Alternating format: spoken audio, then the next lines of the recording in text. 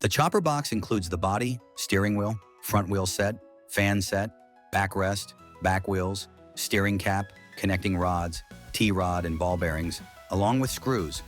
Moving on to the steering wheel, insert the T-rod into the center of the wheel. Coming to the front wheels, put the connecting rod into the slot provided in the front wheel set, then insert the ball bearing through the rod.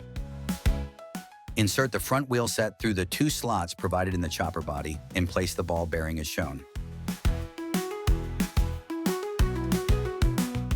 Put in the steering wheel with the trod from the top angle through the connecting rod as it is being shown. Now tighten the screws as it is being shown to firmly lock in the steering wheel and front wheels set with the chopper's body. Put in the horn cap in the middle of the steering wheel. Coming to the back wheels, insert the wheel into the slot provided in the back of the chopper body. Push them in properly till you hear them lock in with a click sound. Once the car is ready, push the backrest into the slots provided towards the back of the seat of the chopper. Now let us attach the front fan to the chopper. Placing the black piece at the bottom, latch the fan on as it's being shown, seal it with fan cap and screw it shut.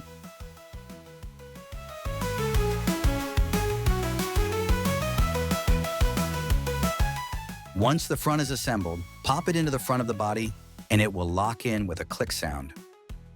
For the music and lights, unscrew the cell cap at the back of the steering wheel to put in 3 AA batteries. Once done, screw the cap back on.